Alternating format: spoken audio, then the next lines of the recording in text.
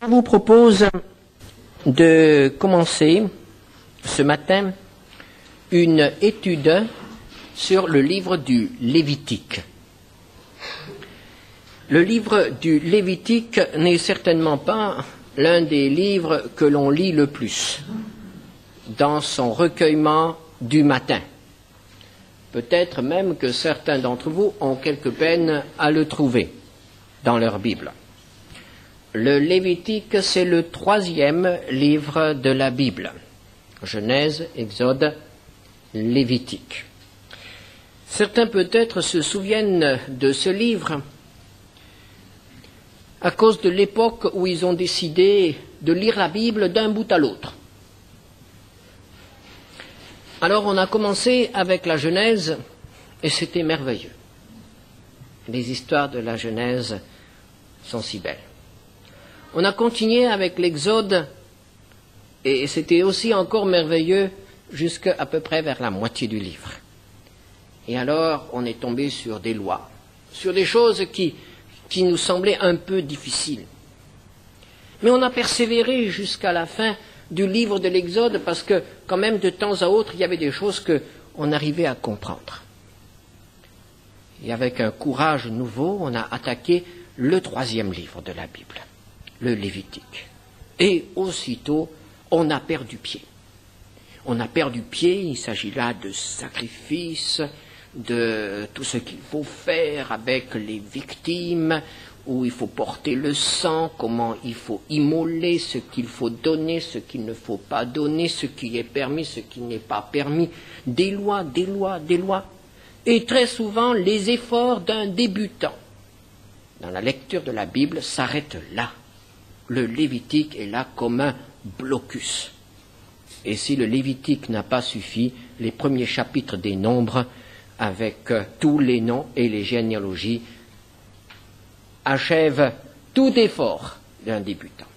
Et alors on garde comme un mauvais souvenir de ces premiers livres de la Bible. On se dit, mais c'est incompréhensible, qu'est-ce qu'ils peuvent bien nous apporter aujourd'hui? Qu'est-ce que tous ces récits des sacrifices, cette description des sacrifices peut bien nous aider dans notre marche avec le Seigneur? Tout d'abord, souvenons-nous que tout ce qui se trouve dans la Bible est la parole de Dieu. Rien n'est inutile et rien n'est de trop. Et comme il faut à notre corps une nourriture variée, il faut aussi, pour que notre vie intérieure se développe, une nourriture variée. On ne peut pas toujours se contenter de lire les psaumes ou l'évangile de Jean. Et pour les gens qui aiment bien la doctrine, se contenter de l'étude de l'Épître aux Romains ou de l'Apocalypse pour ceux qui sont plutôt portés sur les prophéties. Donc le Lévitique a sa raison d'être, le Lévitique est utile aussi, il est bon, il fait partie de la parole de Dieu qui est notre nourriture et nous devons le lire et nous devons le comprendre.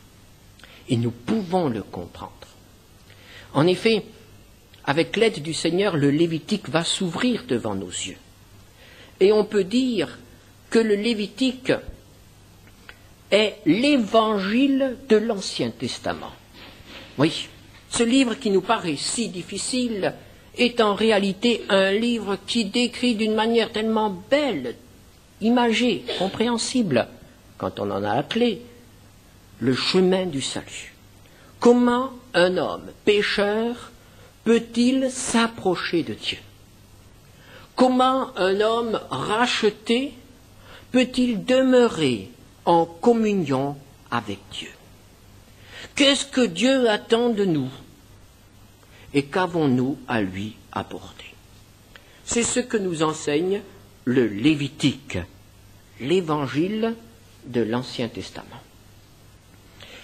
Le Lévitique commence par la description des sacrifices.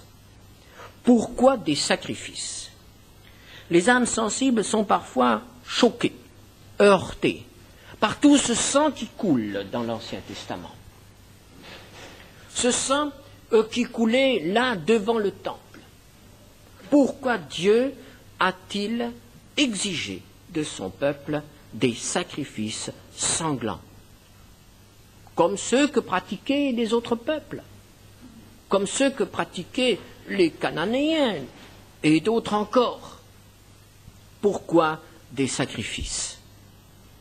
Pourquoi le Dieu qui a créé l'univers a-t-il exigé de son peuple ces moyens-là pour entrer en communion avec lui?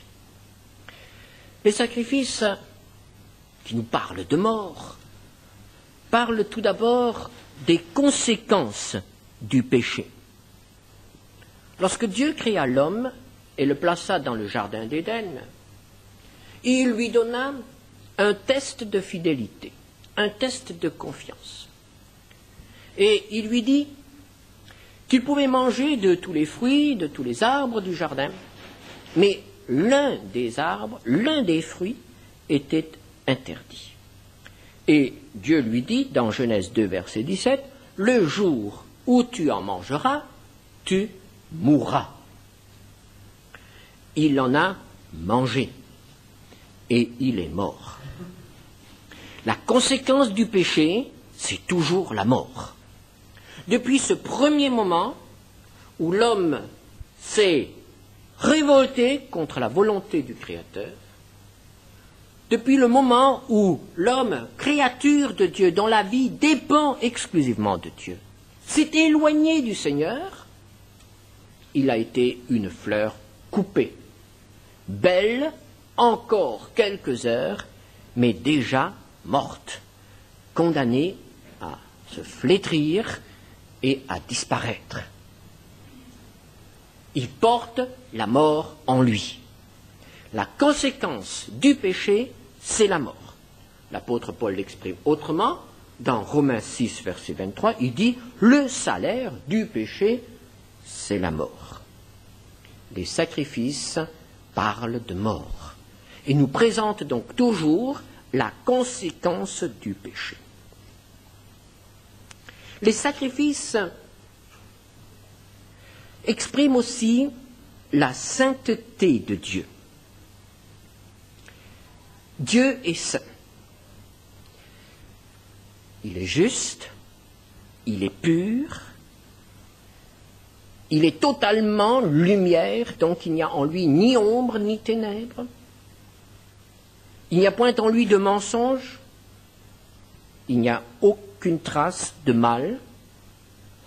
Dieu est pur, parfaitement pur, et il ne peut supporter en sa présence, il ne peut même pas regarder le mal, l'impureté, la méchanceté.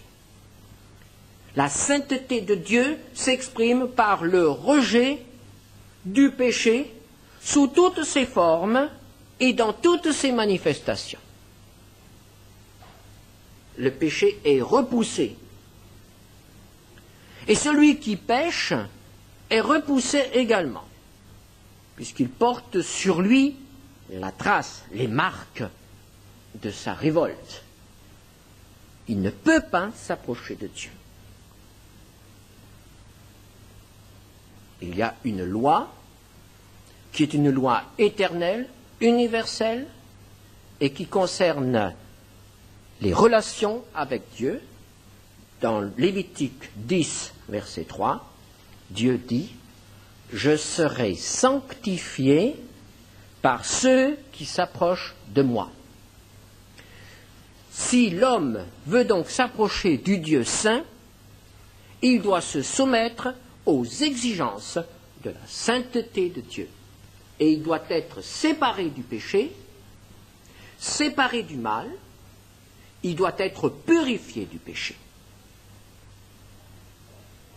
D'un côté, nous avons un homme pécheur qui porte la mort en lui.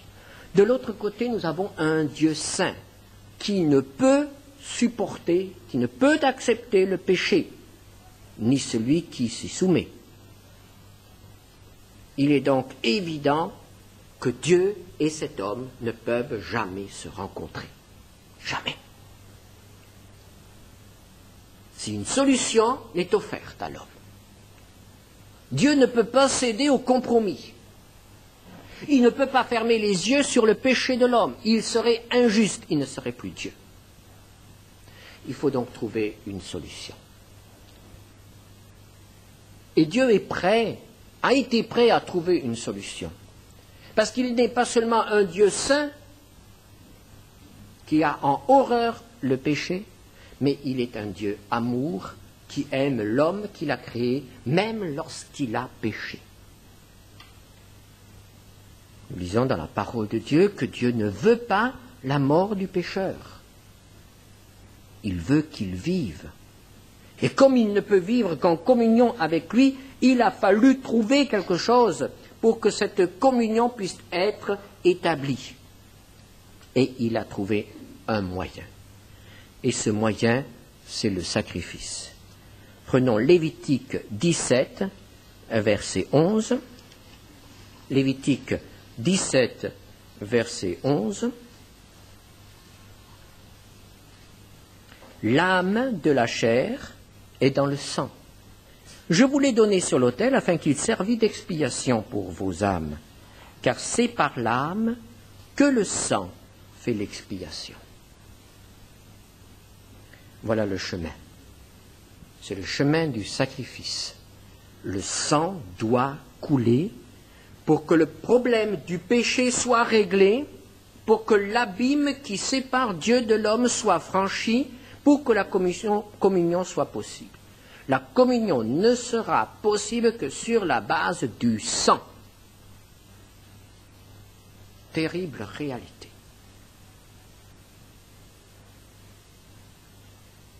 Où le sacrifice doit-il avoir lieu? Au chapitre 1er du Lévitique, verset 3, il offrira à l'entrée de la tente d'assignation, ou le tabernacle, devant l'Éternel. À l'entrée de la tente du tabernacle, plus tard ce sera à l'entrée du temple. Un lieu est fixé pour le sacrifice.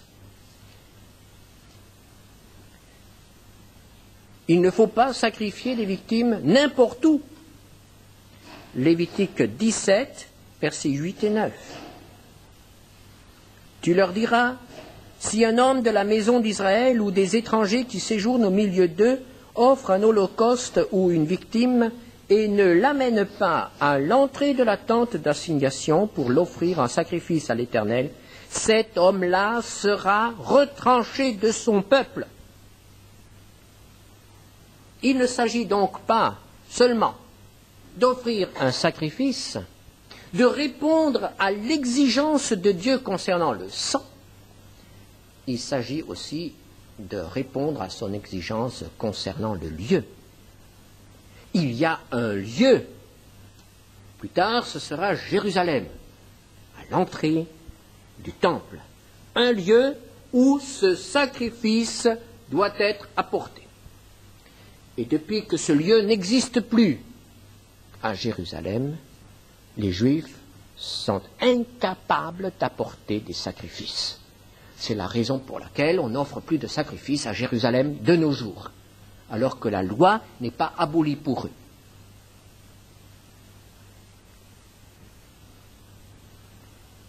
Qu'est-ce qui caractérise ce lieu? Ce lieu à l'entrée du temple ou du tabernacle, c'est l'autel. Verset 5 du chapitre 1 des Lévitiques. Il égorgera le veau devant l'Éternel, et les sacrificateurs fils d'Aaron offriront le sang et le répandront tout autour sur l'autel qui est à l'entrée de la tente d'assignation. L'autel. Il s'agissait là d'un, on pourrait dire un meuble, puisqu'il était fait de bois, recouvert de bronze, recouvert d'airain. Il était très grand. Dans Exode, au chapitre 27, verset 1er, nous apprenons qu'il avait 2,50 m sur 2,50 m et qu'il avait une hauteur de 1,50 m. C'était important. Mais encore, c'était un modèle réduit puisqu'il fallait le porter, le transporter.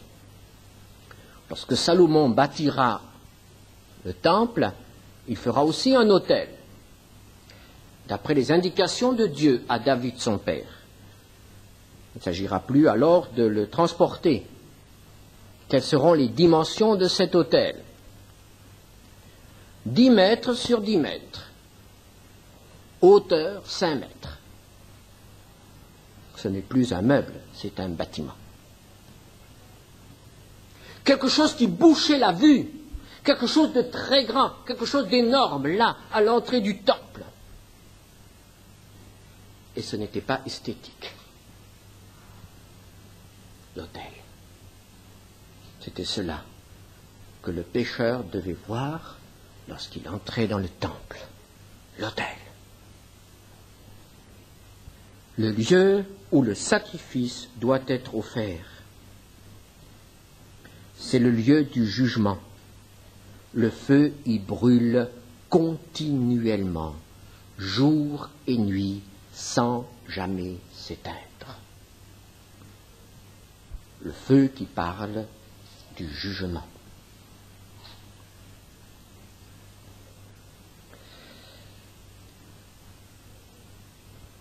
Plus tard, une fois par an, la preuve du sacrifice porté sur l'autel sera portée jusque dans un lieu qui s'appelle le lieu très saint. Un lieu dans le tabernacle ou dans le temple, tout au fond, un lieu où l'on ne pouvait entrer qu'une fois par an, et surtout en y apportant du sang. Malheur à l'homme qui voulait entrer dans ce lieu sans porter du sang. Le sang était donc apporté une fois par an dans le lieu très saint, sur le coffre de l'arche, sur le couvercle de l'arche qui s'appelle le propitiatoire. Et c'était là le témoignage du pardon accordé par Dieu. C'est ainsi que ce lieu, le lieu du sacrifice, devient aussi le lieu du pardon. Par qui le sacrifice doit-il être apporté? Par tout homme, tout pécheur ou tout adorateur, puisqu'il y a deux sortes de sacrifices. Pécheur ou adorateur, l'homme peut apporter son sacrifice. Chapitre 1er, verset 2, parle aux enfants d'Israël et dit-leur, lorsque quelqu'un d'entre vous fera une offrande à l'Éternel, il offrira du bétail, du gros ou du menu bétail. La responsabilité de l'homme s'exprime ainsi. L'homme pêche et l'homme doit pourvoir à l'expiation. C'est lui qui doit choisir dans son troupeau ce qui sera la victime, ce qu'il va apporter. Sur son propre bien, ça va lui coûter quelque chose. Dans l'Ancienne Alliance, le pardon coûte quelque chose. L'homme est directement responsable de ses actes. Et c'est l'homme qui a péché qui devra prendre cet agneau qu'il a choisi et qui devra le tuer. Ce n'est pas un autre qui tue, c'est lui qui tue. Aller jusqu'au bout de ses actes, emporter toute la responsabilité. Notre problème aujourd'hui, d'une manière générale dans notre société, c'est que on évite de porter les responsabilités, la responsabilité de ses actes. On veut faire des hommes des irresponsables. Ou tout au moins, on veut leur faire croire qu'ils ne sont pas responsables de ce qu'ils font et qu'ils n'ont pas donc à en supporter les conséquences. Mais il s'agit là d'une pensée et d'un comportement qui est absolument contraire à l'enseignement de la parole de Dieu. L'homme est totalement responsable.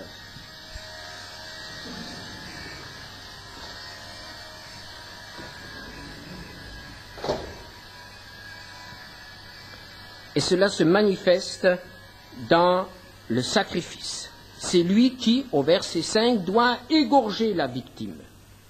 Et ainsi, il voit ce que coûte son péché. Mais l'homme ne peut pas aller plus loin. Pour aller plus loin, il lui faut un médiateur. Il lui faut quelqu'un qui se place entre lui et Dieu. Ce sera le sacrificateur. Un homme choisi par Dieu, établi par Dieu. Et c'est le sacrificateur, au verset 9, qui va brûler le tout sur l'autel. C'est encore le sacrificateur, verset 5, qui va répandre le sang. Il faut un médiateur. Aujourd'hui, nous n'avons plus de médiateur homme. Le pasteur, le responsable d'église, n'est pas un médiateur, n'est pas un prêtre. Le seul médiateur, c'est le Seigneur Jésus-Christ. Il est vivant et c'est lui le médiateur direct entre les hommes et Dieu. Comme nous voyons que le médiateur est le Seigneur Jésus-Christ, nous voyons aussi que le Seigneur Jésus-Christ se retrouve dans les sacrifices, il va se retrouver dans les fêtes, et nous pouvons dire que le Lévitique est un des livres qui nous parle le plus de Jésus. De Jésus, de sa personne, de son œuvre et des résultats de sa mort. En lisant le Lévitique, nous allons donc rencontrer Jésus. Eh bien, nous allons lire ce premier chapitre du Lévitique et il serait bon que pour les prochains dimanches, vous ayez lu les textes et que vous les ayez déjà un petit peu médités. Il serait bon aussi que vous apportiez votre Bible avec vous parce que, comme il s'agit là de quelque chose qui est peut-être un peu difficile, nous allons devoir sauter d'un côté et de l'autre et nous allons devoir avoir le texte sous les yeux. Alors je vous propose de lire maintenant le premier chapitre du Lévitique, chapitre 1er, versets 1 à 17. L'Éternel appela Moïse de la tente d'assignation, il lui parla et dit « Parle aux enfants d'Israël et dis-leur. Lorsque quelqu'un d'entre vous fera une offrande à l'Éternel, il offrira du bétail, du gros ou du menu bétail. Si son offrande est un holocauste de gros bétail, il offrira un mâle sans défaut. Il offrira à l'entrée de la tente d'assignation devant l'Éternel pour obtenir sa faveur. Il posera sa main sur la tête de l'holocauste qui sera agréé de l'Éternel pour lui servir d'expiation. Il égorgera le veau devant l'Éternel et les sacrificateurs, fils d'Aaron, offriront le sang et le répandront tout autour sur l'autel qui est à l'entrée de la tente d'assignation. Il dépouillera l'holocauste et le coupera par morceaux. Les fils du sacrificateur Aaron mettront du feu sur l'autel, ils arrangeront du bois sur le feu. Les sacrificateurs, fils d'Aaron, poseront les morceaux, la tête et la graisse sur le bois mis au feu sur l'autel. Il lavera avec de l'eau les entrailles et les jambes, et le sacrificateur brûlera le tout sur l'autel. C'est un holocauste, un sacrifice consumé par le feu d'une agréable odeur.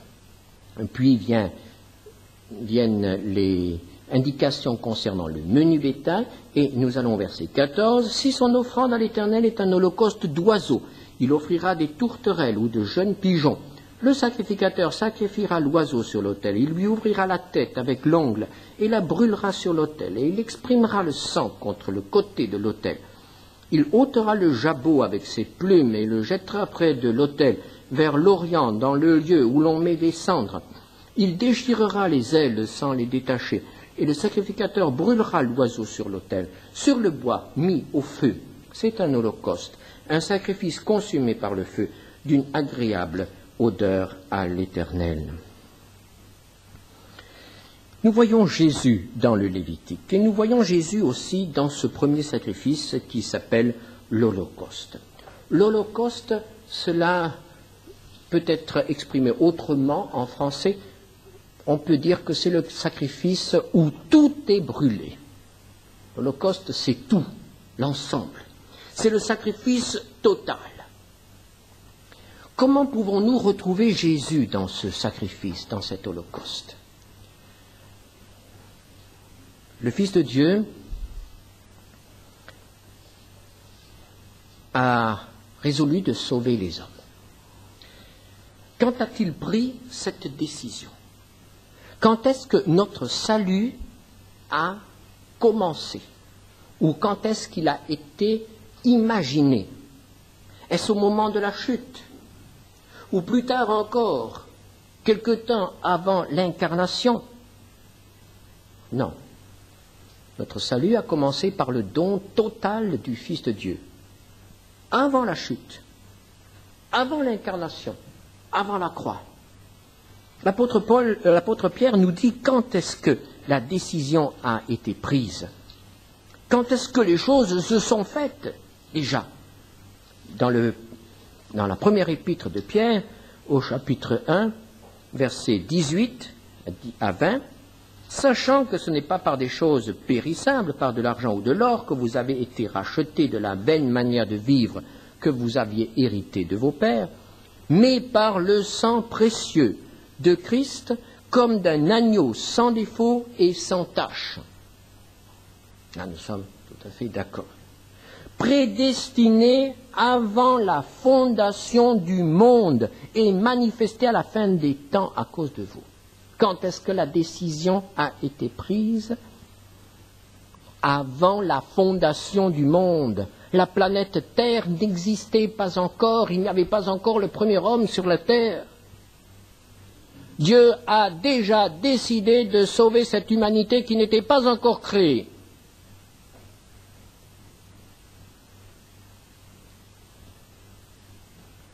En effet, lorsque Dieu a pris le risque de créer des êtres différents de lui, lorsqu'il a décidé de donner à ces êtres, les hommes, la possibilité du libre choix, il savait que cette possibilité comportait le risque de la révolte.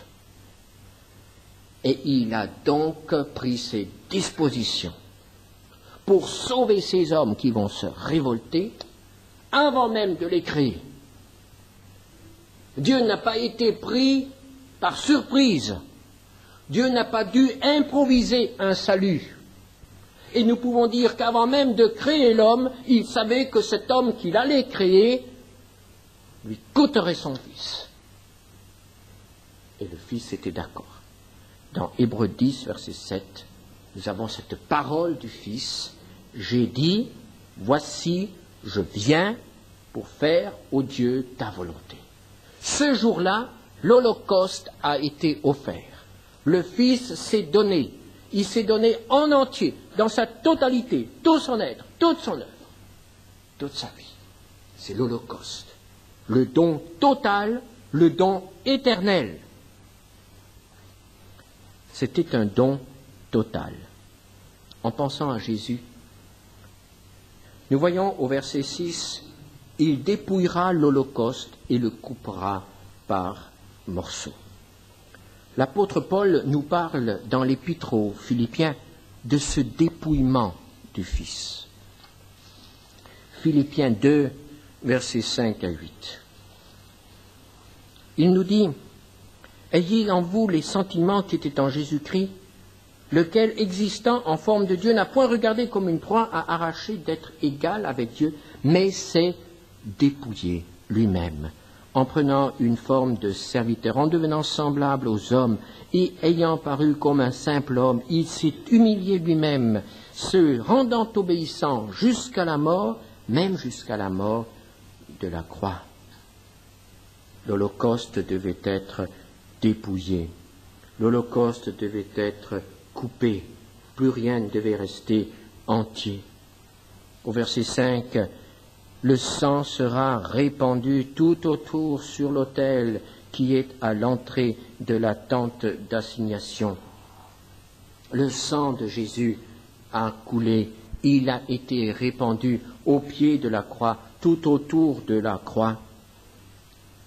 Cet holocauste va être ouvert, tout est mis à nu, tout est découvert. Les morceaux, la tête, la graisse, il lavera avec de l'eau les entrailles et les jambes. Plus rien ne reste entier, plus rien ne reste caché, tout est apporté, tout est mis à découvert.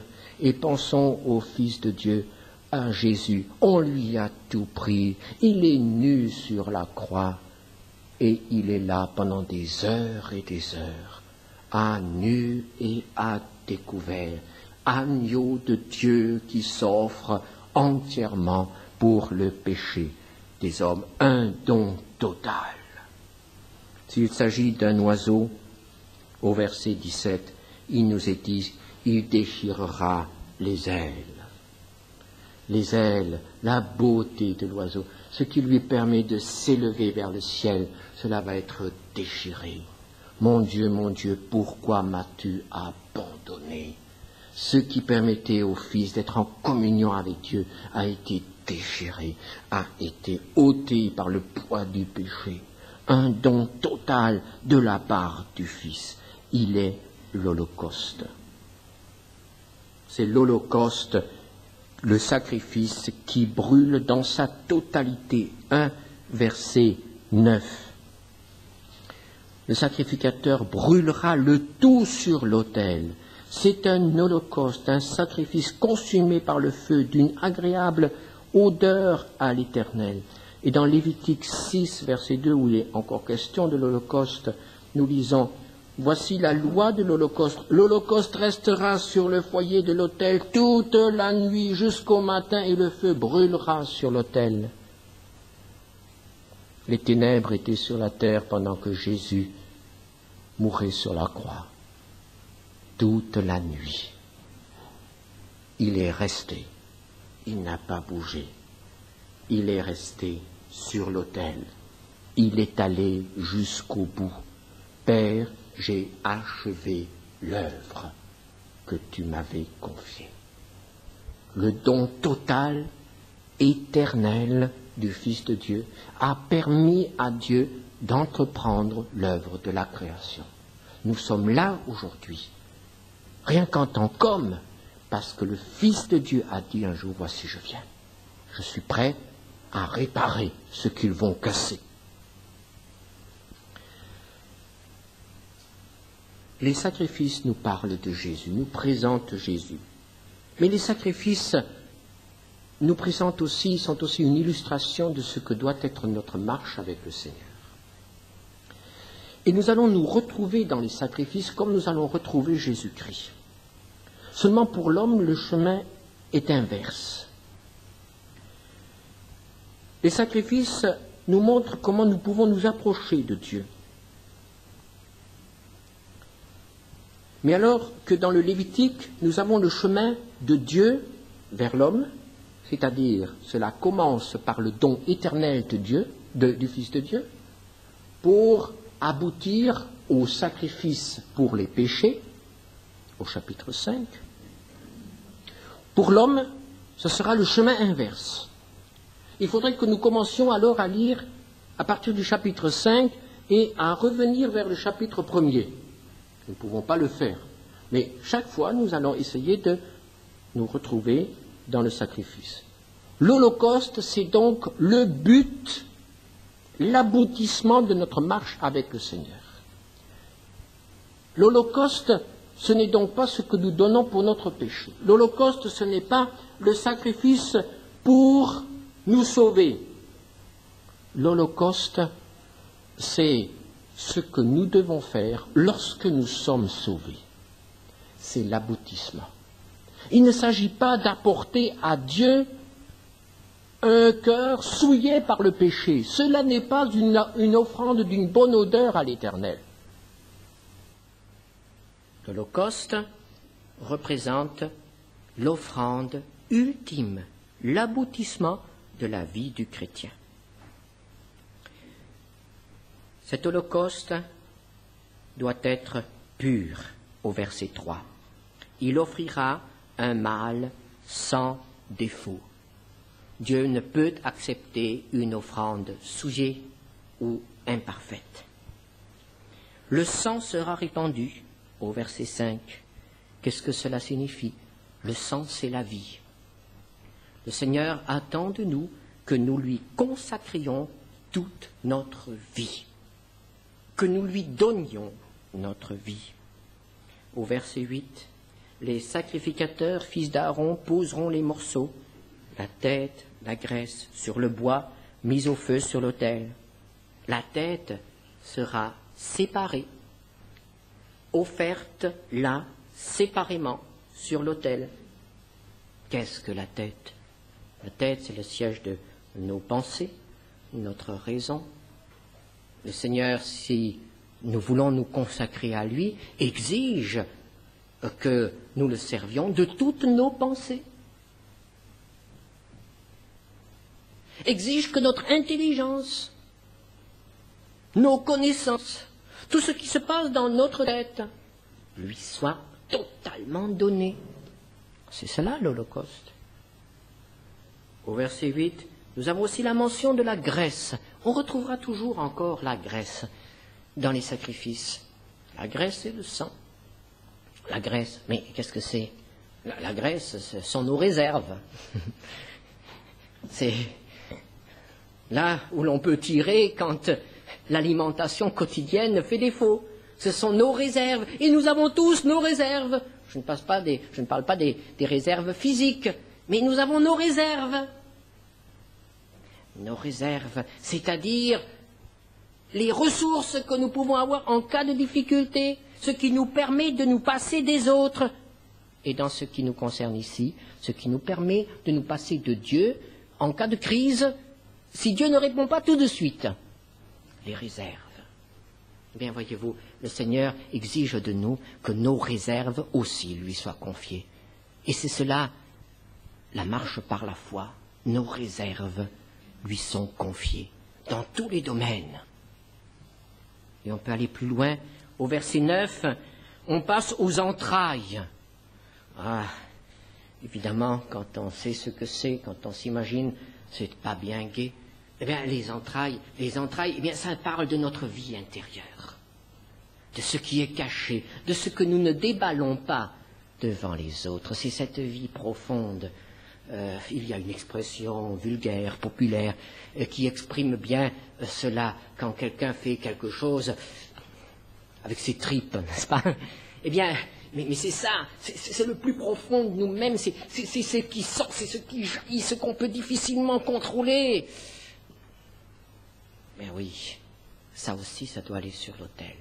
Ce qu'on peut difficilement contrôler, le plus profond de notre être, notre vie intérieure. Mais vous remarquerez une chose au verset 9, ça ne va pas n'importe comment sur l'autel.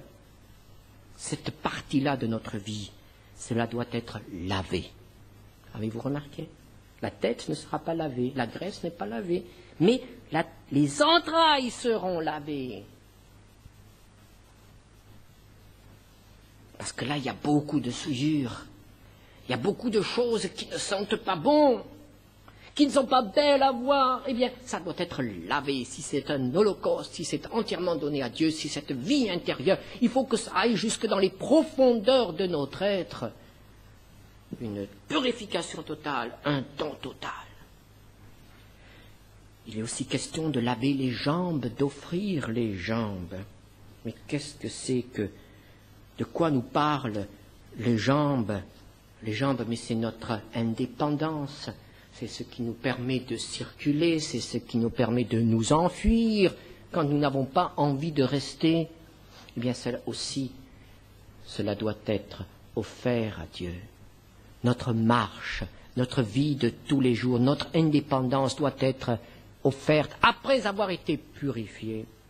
Et je reviens aussi à l'équivalent pour l'oiseau, les ailes, nos ailes doivent aussi être offertes au Seigneur. Il y a une seule exception à ce don total, à ce qui doit être brûlé. Tout doit être brûlé dans l'Holocauste, tout, sauf une chose. Est-ce que vous l'avez remarqué en passant? Une seule chose, ça concerne l'oiseau. C'est au verset 16, il ôtera le jabot avec ses plumes. Le jabot représente ici l'orgueil. Ça se passe là. La beauté ici, l'orgueil, l'apparence. Eh bien, frères et sœurs, ça n'a pas de place sur l'autel. Ça doit être arraché. Arraché et jeté sur les cendres.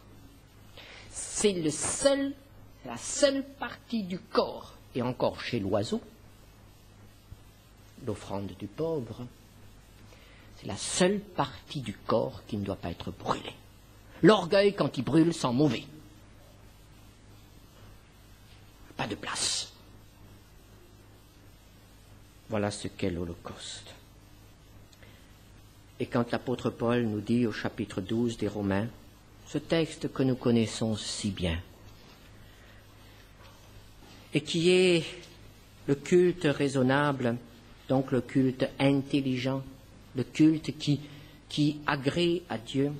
Verset 1. Je vous exhorte donc, frères, par les compassions de Dieu, à offrir vos corps comme un sacrifice vivant, saint, agréable à Dieu, ce qui sera de votre part un culte raisonnable.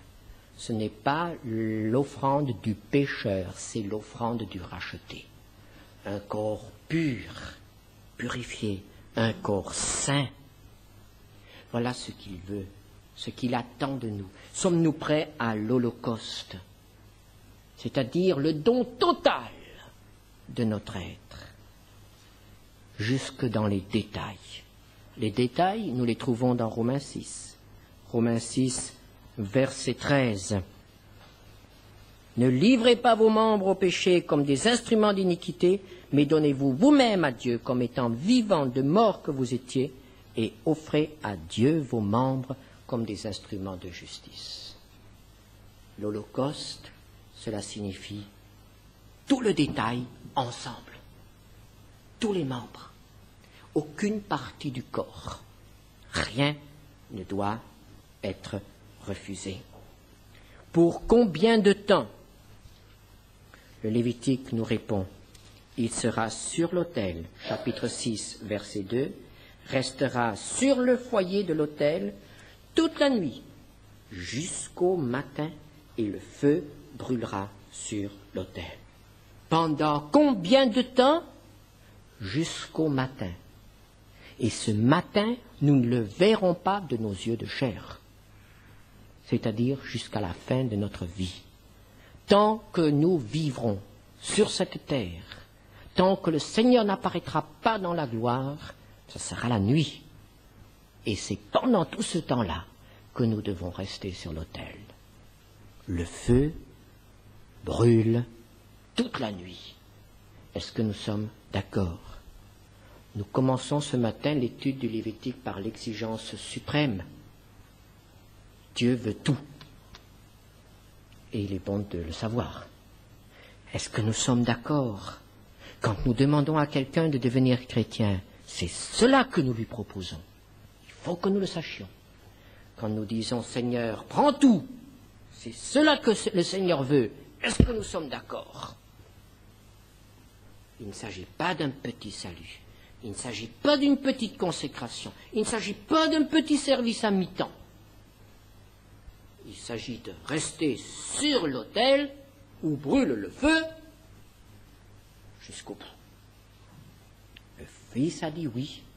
Est-ce que nous dirons oui? Prions ensemble.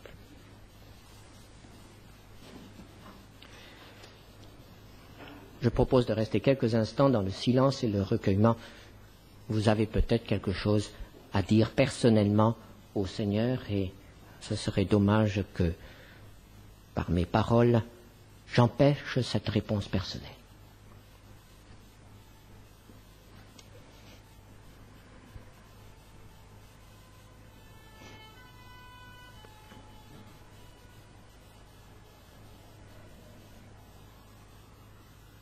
Nous reconnaissons, Seigneur, que tu veux tout, et nous avons tant de peine à l'accepter, tant de peine à comprendre toutes les conséquences.